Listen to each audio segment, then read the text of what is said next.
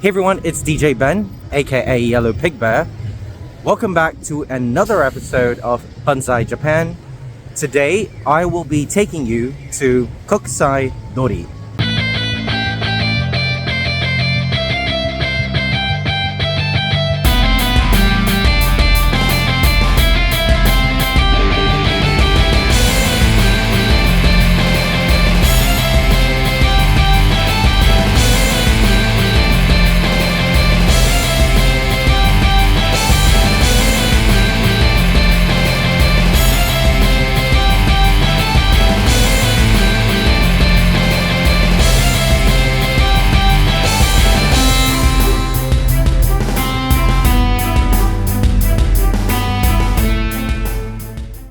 Kokusai-dori, or International Street, is the heart of Naha's shopping, dining and entertainment scene.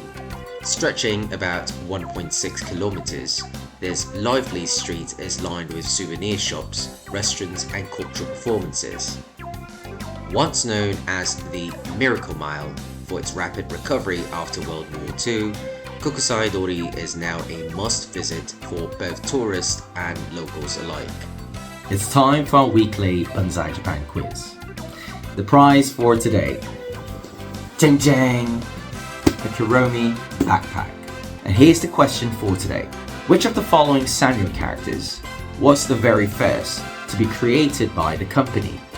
Is it A, Hello Kitty, B, My Melody, C, Little Twin Stars, or D, Koro-chan? Now, again, to win this prize, you've got to leave the correct answer in the comment section below, like the video, share the video, and subscribe to the YouTube channel. The first person to do all those 4 things will be able to win this Kuromi bag. And now, back to the program. Kokusai-dori is always alive, from early in the morning all the way to late in the night.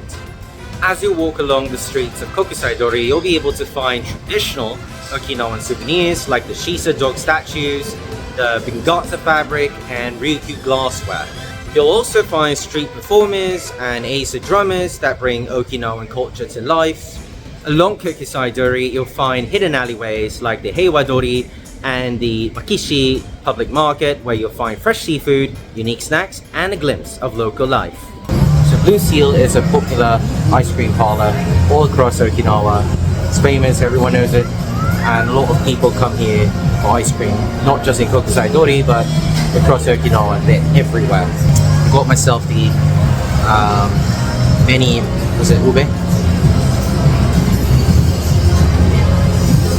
I got myself the ube flavor instead of the Beni Imo by accident. And the Okinawan salt cookie flavor. Another local favorite is the Spam Onigiri. Spam Onigiri basically is Spam and tamagoyaki and Japanese rice wrapped in seaweed. So this is the Spam, and this tamagoyaki is bigger than the one I had in another shop. The last time I had this Spam Onigiri at another place, the tamago was not that big. So this is a unique place where they make the omelette a little bigger than it usually is. It's absolutely delicious.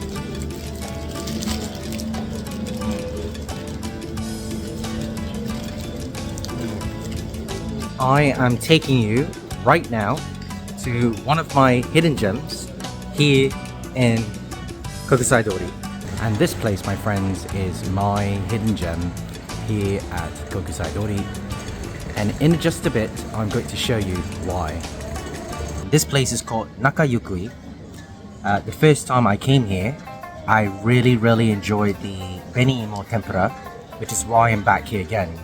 And the last time I had a shikuwasa sour, but this time I'm only having the shikuwasa soda instead, which is a non-alcoholic version, because I'm a child-friendly channel. So this is the shikuwasa soda. The last time I came here, I had shikuwasa sour, which has a little bit of alcohol content. Shikiwasa is basically this citrus fruit right here. Okay, looks kind of like the lime or calamansi that we drink, and this fruit, absolutely brilliant. I love it so much. And if you have this together with this guy's beni imo tempura, out of this world. I've had beni imo tempura in a few other places, but no one has come close to what this guy has done, at least for me. And I really enjoyed his food when I come back here. Today I want to show you, besides the tempura, the beni imo tempura, I want to show you some other local delicacies that people in Okinawa eat on a normal basis. Maybe not every day, but they don't eat it every day, but they do eat it often. And I'm going to introduce some of these local treats to you today. So this is the beni imo tempura. Nakayukui does it the best, okay? I've tried it in so many places. This guy does it the best, in my opinion. I absolutely love it. The reason I say that Nakayukui does this the best is because in most places where I've been to for beni imo tempura, they use too much batter and they give a lot of pieces. I don't know, sometimes I think it's meant to be shared with a large group of people. But sometimes you're eating by yourself, so you can't really finish it. And when they cook it, some places they overcook the beni imo tempura, whereas Nakayukui cooks it just right. It's not undercooked, it's not overcooked, it's not burnt on any sides. I've been to places where the beni imo tempura is burnt, but this guy does it brilliantly, perfect. It's well salted, so it's not too salty, it's not bland, it's got a lot of flavor, and I think he's used a really good selection of beni imo. So and the way he slices these imo, it's evenly sliced. It's not too thick, it's not too thin, it's perfect. So I think this is why I think that Nakayukui does this the best, in my opinion. And the taste is so balanced. I absolutely love it. I've been dreaming of coming back here for weeks, okay, actually for months now, because the last time I came here was back in November. It's February, so I've been craving for this ever since November. So if you're in Okinawa, in Kokusai-dori, come check out Nakayukui. I promise you, you will not regret this. This is another local favorite. It's called jimami tofu. Now, unlike regular tofu, which is made from soybeans, this is made from peanuts. Okay, and that sauce you see is a type of brown sauce. Some people might make it a little differently, but I believe that most people make the sauce with dashi, shoyu, and mirin. And so this has a really strong nutty flavor and sweetness to it. He's added in some grated ginger, as some people do. Some places don't add the grated ginger. I think it's not really necessary, but for some people they love the taste, and I think it's pretty okay. It's actually really sweet, but with the shoyu and the dashi and the ginger, it does balance the flavor a little better. So the next dish is mozukusu. This is basically the mozuku seaweed in vinegar, and it's a popular favorite not only in Okinawa but in other parts of Japan. But if you want to find naturally farmed or naturally grown mozuku seaweed, you can only find that in Okinawa, because 99% of this seaweed is farmed and grown naturally here in Okinawa. If you want to have good mozuku seaweed in vinegar, then you come to Okinawa and eat this, because this is truly a local dish.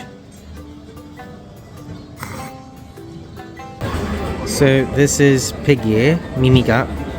Apparently it's one of the local recommended dishes, so I thought I'd give it a try. It's my first time trying pig ears in Japan, actually. I've had big ears in Singapore, but not in Japan.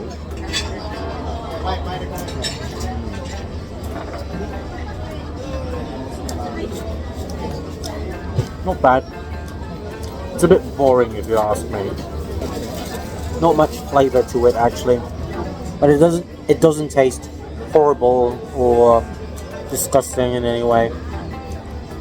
Just a bit of onions and vinegar, spring onion. That's it. In terms of its texture, it's crunchy. I give this about 5 out of 10. So this is rafute, and it's basically pork belly simmered in shoyu and brown sugar. It's another local favorite. This one is highly recommended by a lot of people. So let's have a taste. It's a little tough. I think the meat could be a lot softer. I still prefer chashu actually. Okay, some other pieces are softer. That first bite I had was a little tough. It wasn't very soft. But this one's softer. It's got more fat in it. I would say that I think I would prefer to share this with a friend because it's got very high fat content. But it certainly is tasty. Tastes really nice with that mixture of the shoyu and the brown sugar. It's not bad, but I think I would rather have this with rice or something. I'd give it a 7 out of 10. It's actually quite nice. Okay, so I'm going to show you one last dish for this episode. It's not my favorite, but it's a traditionally local favorite. A lot of people in Okinawa eat this. This is culturally traditional in Okinawa. I have to show it to you. It's goya champuru. So this is goya champuru. Basically, it's a stir-fried dish with goya. Goya is bitter melon, or as we call it in Singapore, bitter gourd. And in most places that sell goya champuru, they serve it with your bean sprouts, your egg, tofu, some meat, and of course the goya, the bitter gourd or bitter melon. This dish is not uncommon for us in Singapore. Lots of us in Singapore actually eat this, especially if you come from a Chinese family. Now, I don't know if any of the other families in Singapore actually eat this, but for us who grew up in a Chinese home in Singapore, this is one of our locally traditional dishes as well. So I can't say much about the origins of how goya champuru became a traditional dish in Okinawa, but I can say for certain that a lot of people in Okinawa actually eat this. That's why I'm recommending it to you guys. I'm not a big fan of goya. I'm not a big fan of bitter gourd because I prefer sweet food, but it is a local traditional dish, and I thought I should show it to you guys. And if you want to get good goya champuru, you have to come to izakaya. You know, it's much better to come to an izakaya in Japan to find the goya champuru, the stir-fried bitter melon. Now, although Kokusai-dori is mainly known for its shopping and food, it actually has a very rich history to it. The Battle of Okinawa during the Second World War had left this entire place in ruins. And so Kokusai-dori is a symbol, a modern day symbol of resilience and rebirth. One of the best parts of Kokusai-dori is its blend of old and new. You get to watch Acer dance performances at various points along the street, visit craft shops selling handmade pottery and textiles, try your hand at making ryukyu glass, a unique Okinawan art form. Hey guys, so I've actually never done this before. It's my first time making this. I have absolutely no idea how to construct this, so I'm just going to try my best to wing this thing.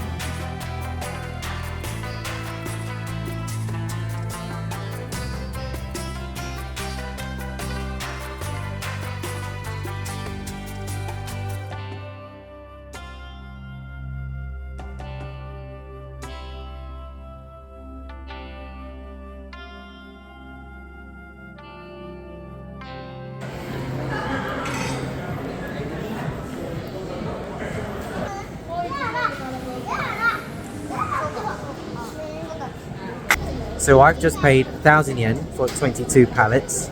Let's see how many pins I hit. Look, I know I'm rusty, haven't been in the army for many years, but I'm going to do my best.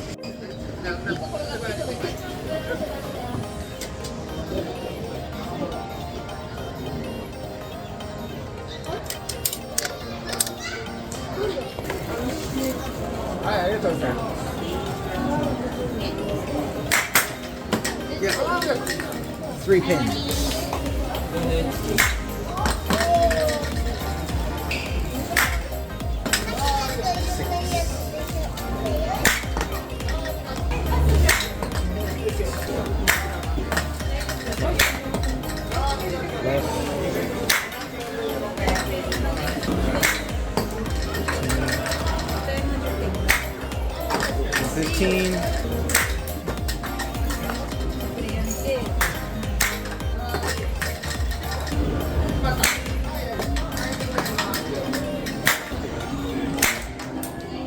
Guys, I won the small bear!